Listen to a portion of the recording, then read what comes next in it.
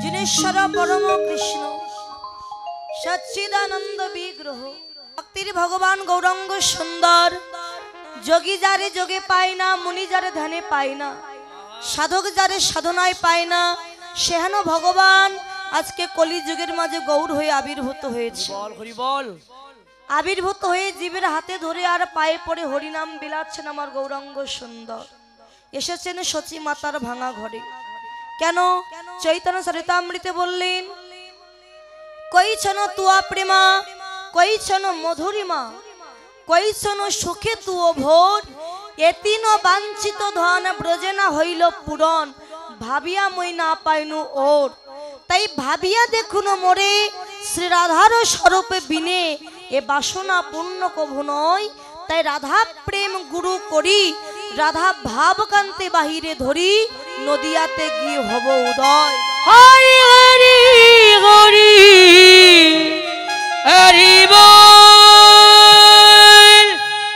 राधारानीर अद्भुत प्रेमेर महिमा केमन अद्भुत प्रेमेर माधुर्य बा केमन आमाके नाना भावे उपभोग करे जे सुख आमार रायधनी पाय এই সুখের বশবর্তী বা কেমন এটা জানবার জন্য আমায় যেতে হবে আগত কলিযুগের মাঝে।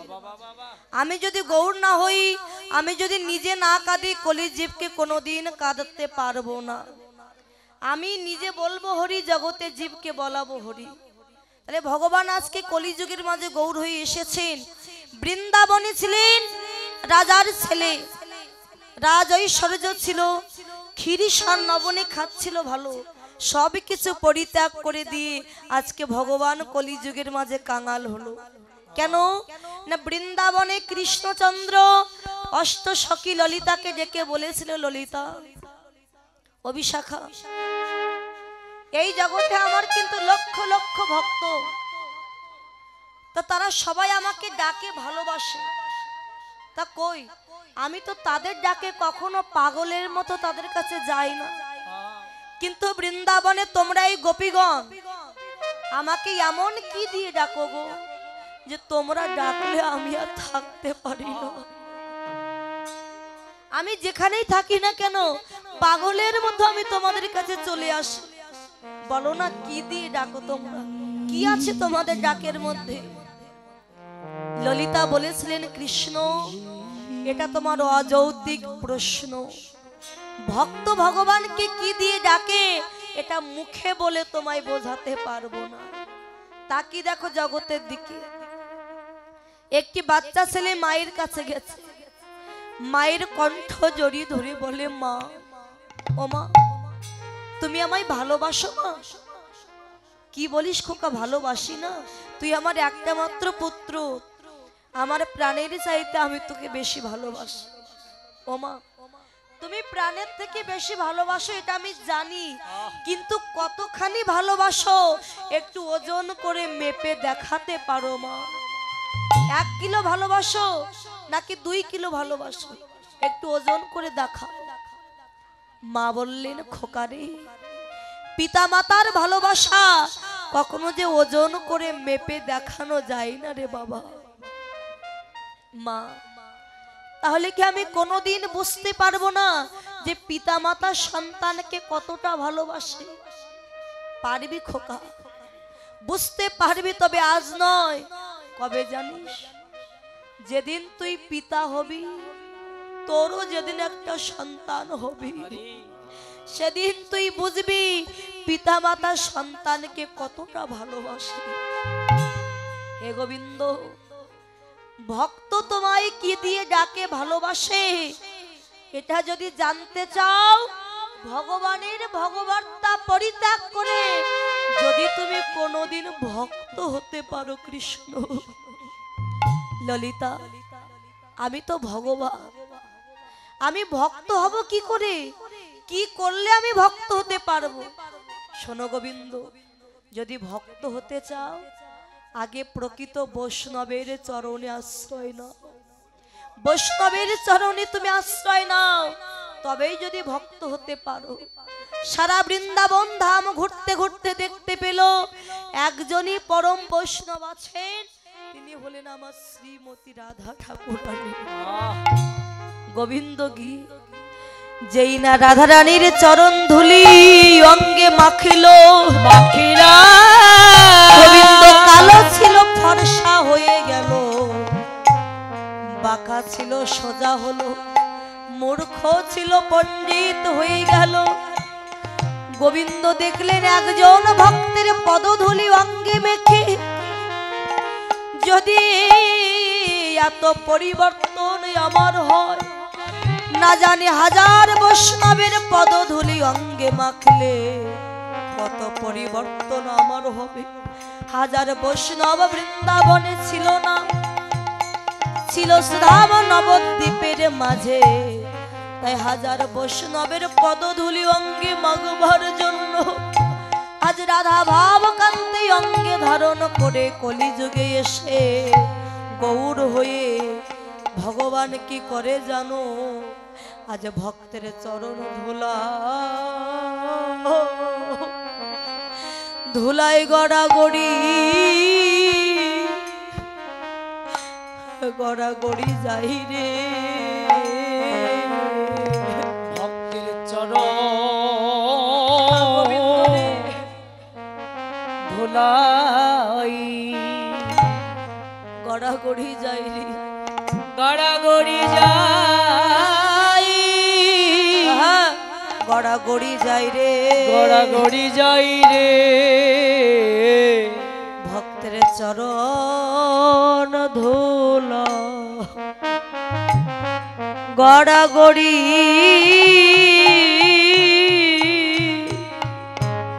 ওরে গড়াগড়ি যাই রে ভক্তের চরণ গোবিন্দ গড়াগড়ি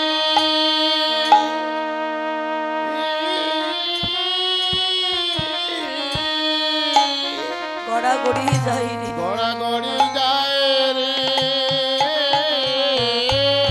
জয় রাধে কৃপা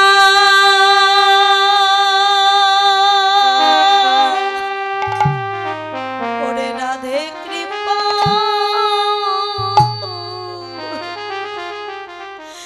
কৃপা করো ও বলে ভক্তের চরণ ধোলা গড়াগড়ি গড়ি যাই রে রাধে কৃপা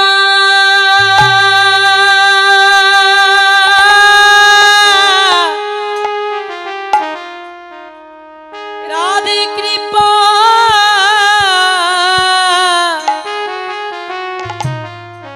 কর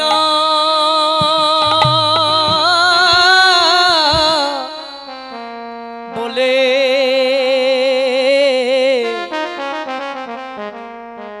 ভক্তির চরণ ধুলা গড়াগড়ি যাই রে রাধে কৃপা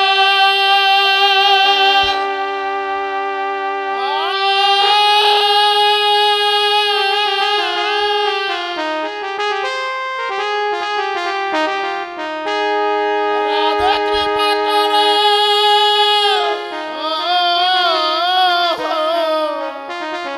করো বলে করো বলে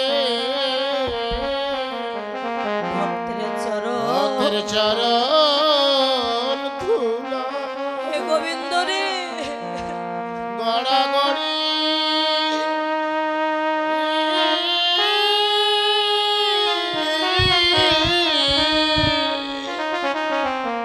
গড়াগড়ি যায় রে রাধে কৃপা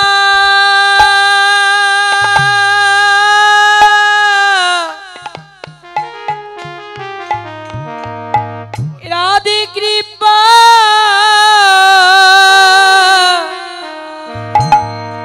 করো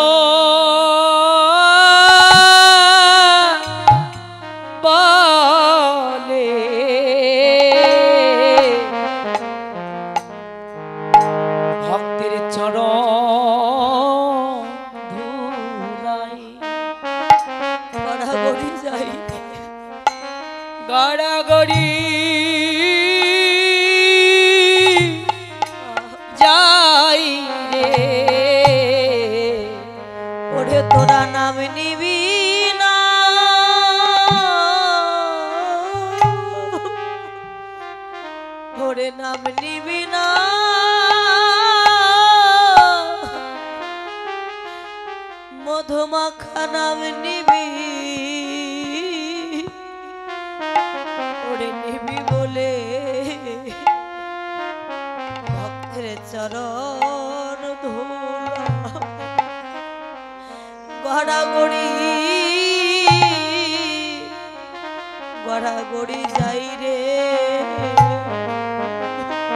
ওরে নাম নিবি না। গোবিন্দ নিতাই গৌর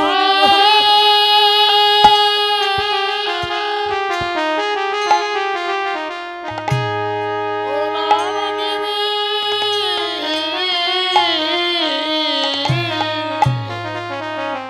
নাম নিবি বলে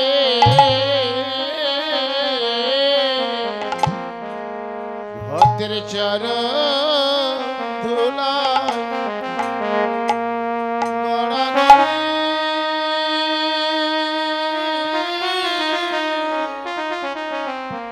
গড়াগড়ি যায় রে।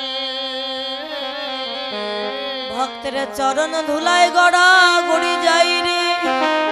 আর যে ভক্ত কোনদিন বদনে হরি বলে না, সেই ভক্তকে বক্ষে জড়ায় ধরে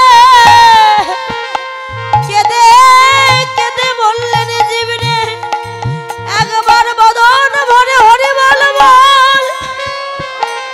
এই হরি ছাড়া তোদের নাই কোনো সম্বল। একবার আয়ু সূর্য থাকতে থাকতে একবার বদন ভরে নাম কর।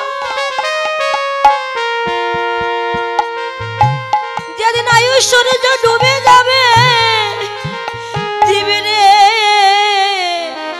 আর কোনদিন বদনে ওই মধুমাখা হরি নাম আর বলতে পারবি না। একবার বদন ভরে হরি বল বলে রে।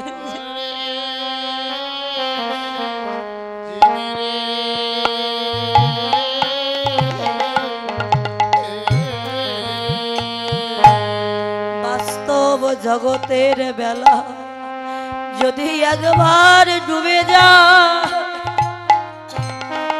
পরের দিন গিয়ে আবার উদয় হয়। কিন্তু এই আয়ু সূর্য যদি একবার ডুবে যায় আর কেঁদে মরে গেলে জীবনে এই আয়ু বেলায় আর উদয় হবে না রে জীবনে। তাই সময় থাকতে থাকতে একবার বদন ভরে শোনো বল রে। একবার বদন ভরে, একবার কৃষ্ণ বল রে জি। একবার কৃষ্ণ বলি রে জি। তোদের এমন দিন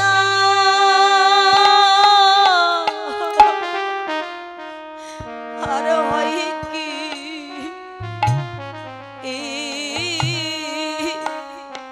হয় কি না হয় একবার বদন ভরে কৃষ্ণ বল রে। তোদের এমন দিন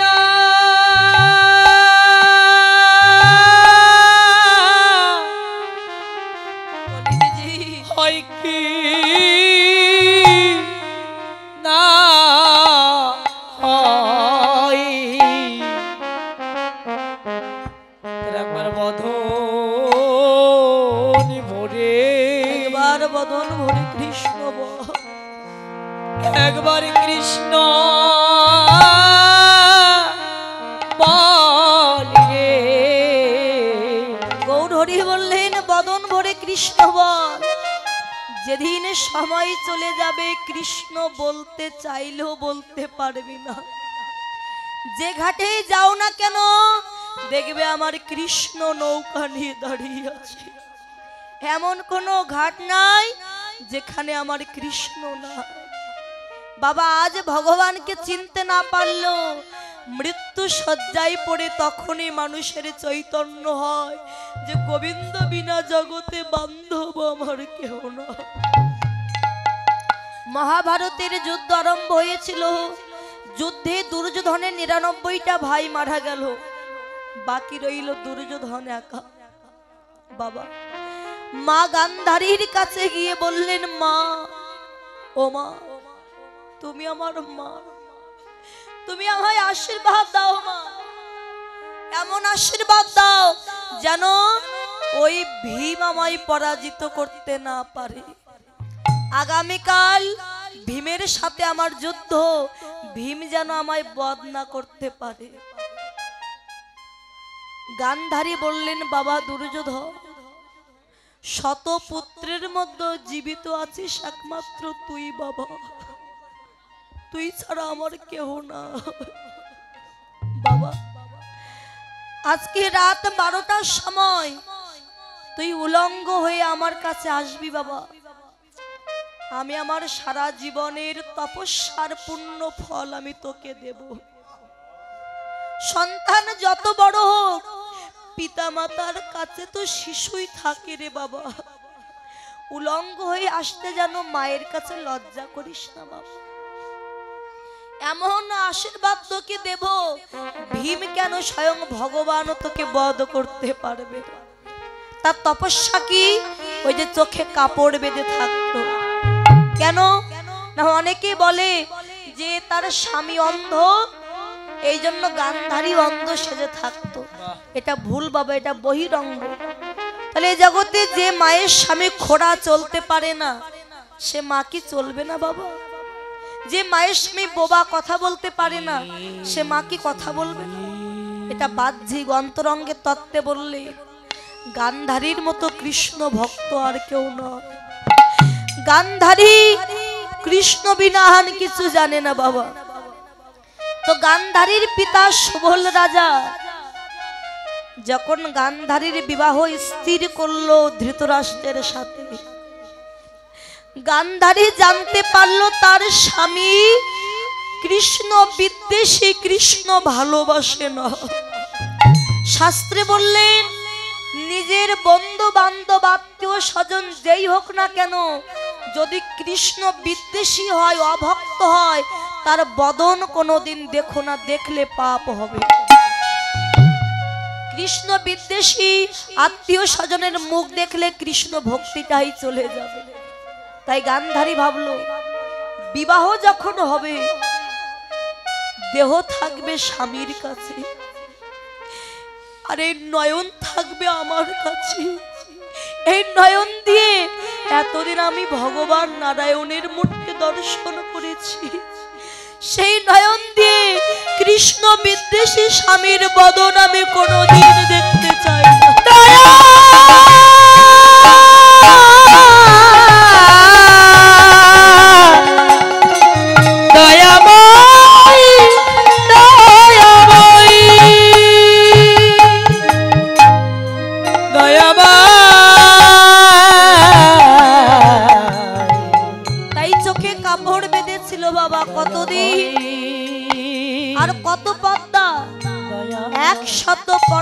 কাপড় বেঁধে রেখেছিল চোখে। 50 বৎসর যদি কেউ চোখে কাপড় বেঁধে থাকে মা, সে তো অন্ধ হয়ে যাবে। কিন্তু অন্ধ হওয়ার পরিবর্তে গান্ধারীর নয়নের দৃষ্টি আরো দ্বিগুণ বেড়ে গিয়েছিল। কেন জানে? শত পদ্মায় একবার করে কৃষ্ণ নামটি লেখা ছিল। শত পদ্মায় শত কৃষ্ণ নাম যদি কেউ চোখে বেঁধে রাখতে পারে, কৃষ্ণ নামের কৃপায় তার নয়নে দৃষ্টি দুগুণ বেড়ে। হরি হরি হরি হরি বল। চোখে কাপড় বেঁধে রইল বাবা, কোনোদিন কি খুলতো না? খুলতো একদিন, বছরে একদিন। সেটা হলো অক্ষয় তিথি আর দিন, যেদিন নারায়ণের আবির্ভাব তিথি। গান্ধারী ভাবতেন এই তিথিতে যেমন নারায়ণ এসেছিল, আমি নয়নের কাপড় খুলে যদি আমার ভগবান নারায়ণকে দেখতে পাই, আমার জন্ম ধন্য হয়ে যাবে।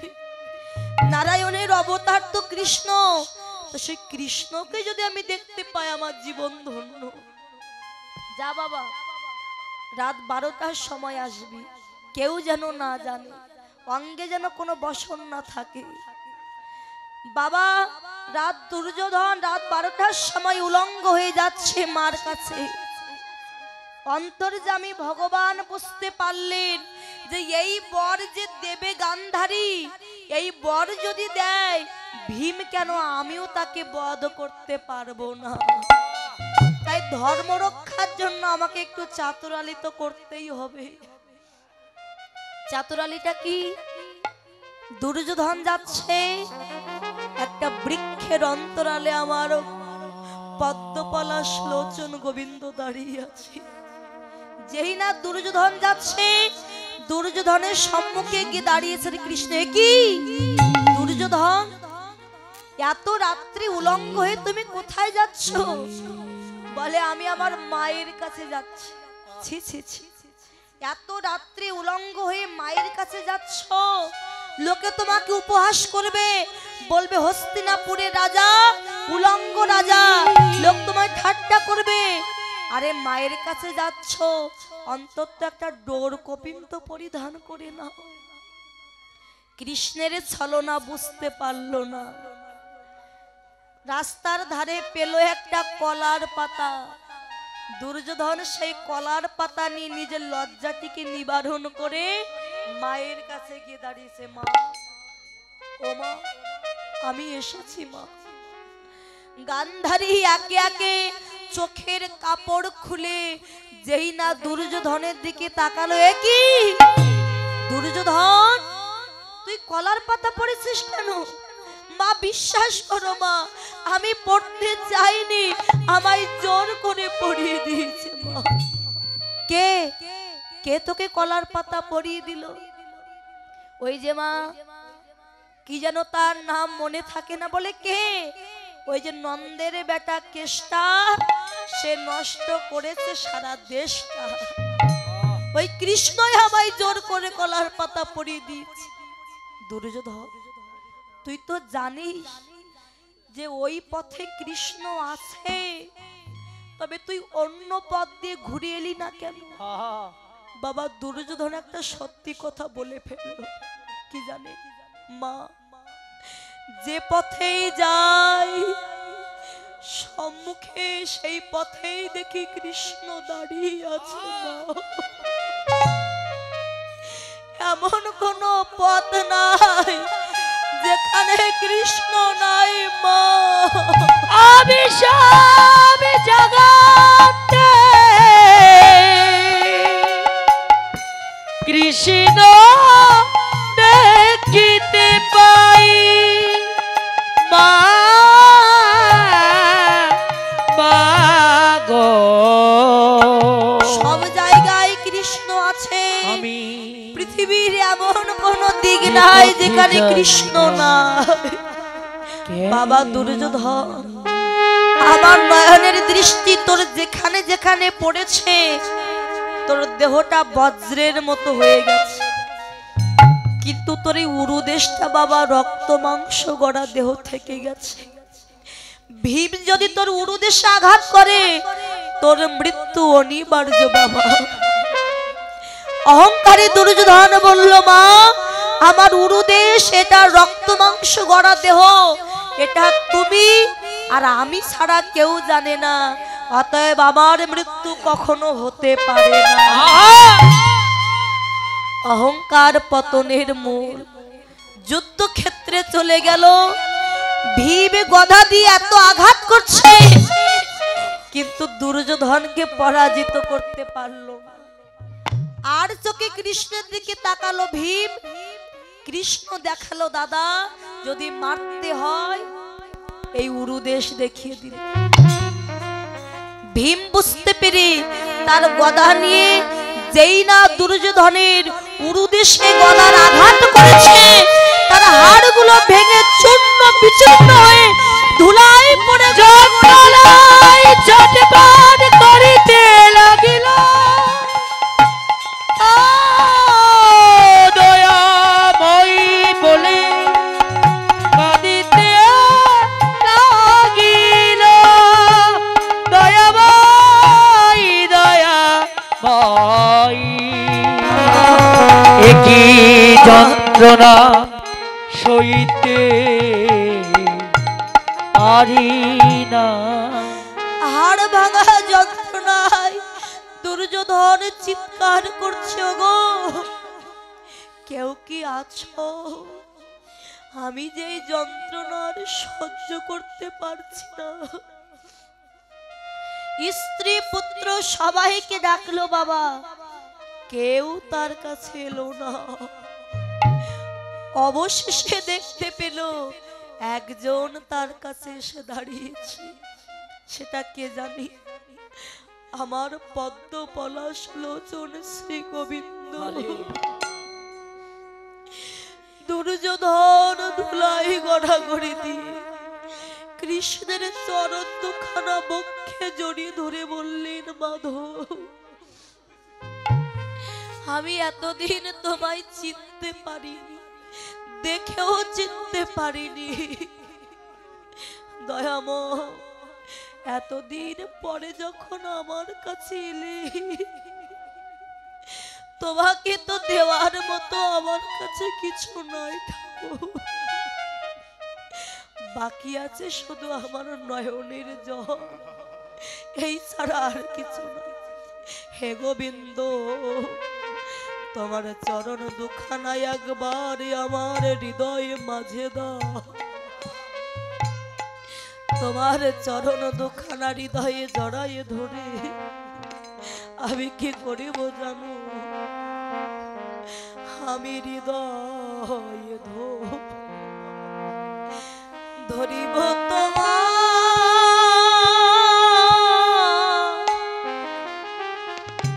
তোমারও দুটি চরণ গো, আমার হৃদয়ে ধরিব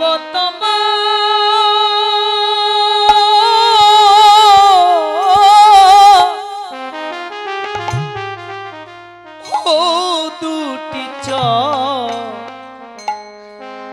চরণ গো।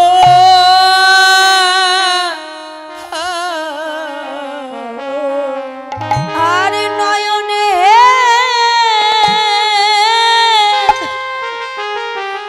হেরিব সদা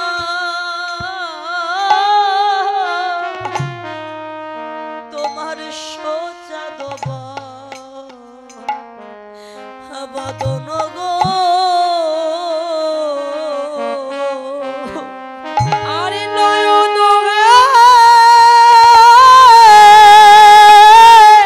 দয়াময় হরিব সদা তোমার সোজা দেবা গোবিন্দ রে, বদন গো।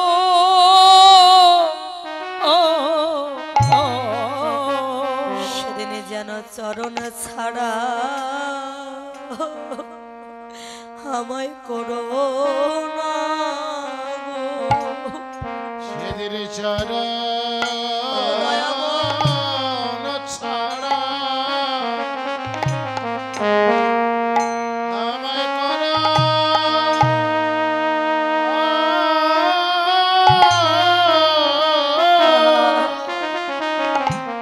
আমায় করো না গো। দুর্যোধন ধুলাই গড়াগড়ি দিয়ে কেঁদে কেঁদে বলে, গোবিন্দ হে, এ জন্মে অহংকারে মর্ত হয়ে তোমায় চিনতে পারলাম না। তাই আবার যদি কোনোদিন আমায় ধরাই পাঠাও, তুমি আবার যদি পাঠাও দয়া,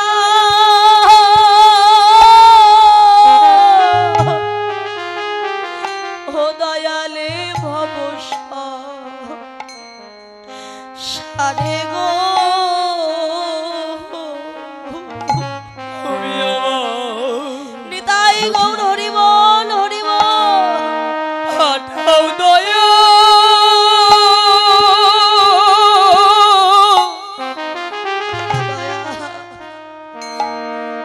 ও দয়ালে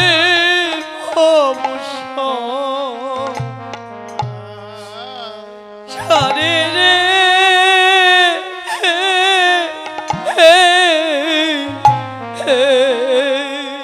একজন কৃষ্ণ ভক্ত হরি মায়ে গর্ভে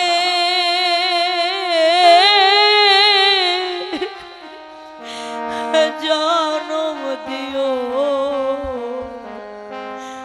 জনম দিও মোরে। একজন কৃষ্ণ ভক্ত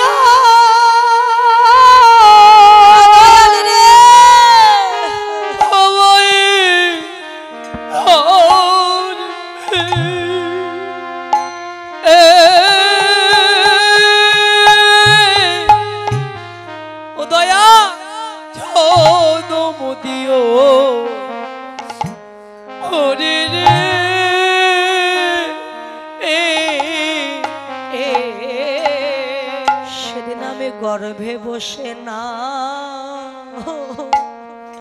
শ্রবণ করিব। সেদিন গর্ভে বসে গোবিন্দ, আমি শ্রবণ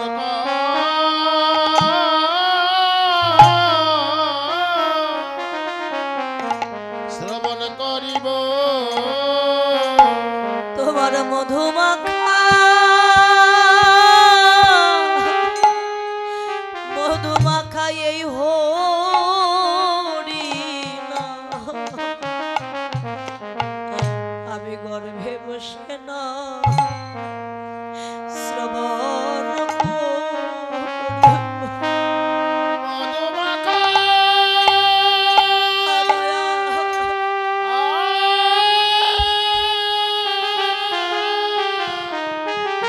হে গোবিন্দ রে,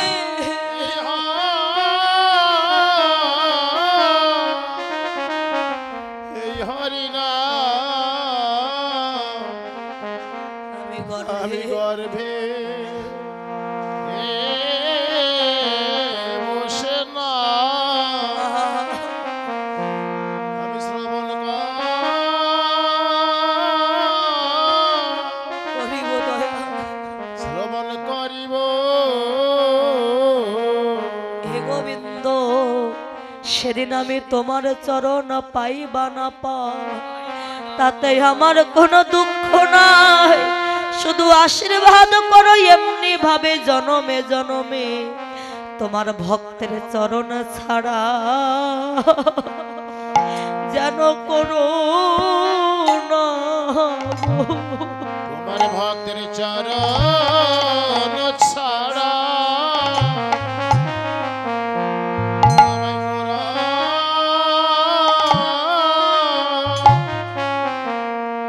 না গো। ভক্তের চরণ চরণ ছাড়া আমায় করো না। না গো। আমি কত জনমে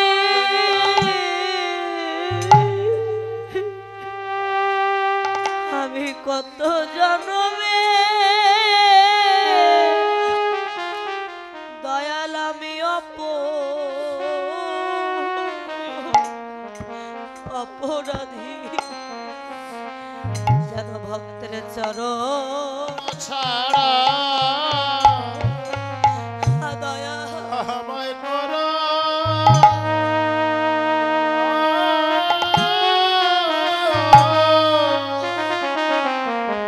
করো না গো। আমি কত যত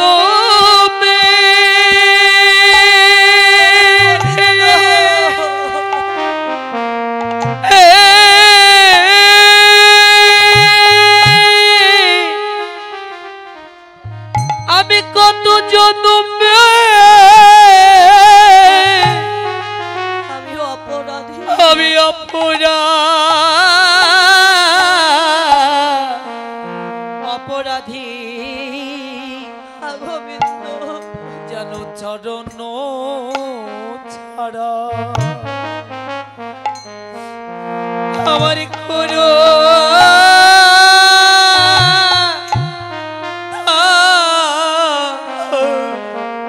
করুণা গো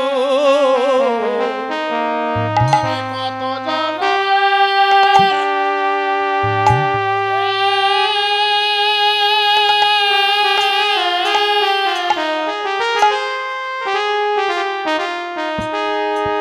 আমি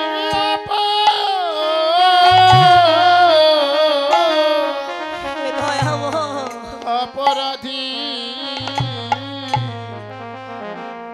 যেন চরণ ছাড়া আমায় করো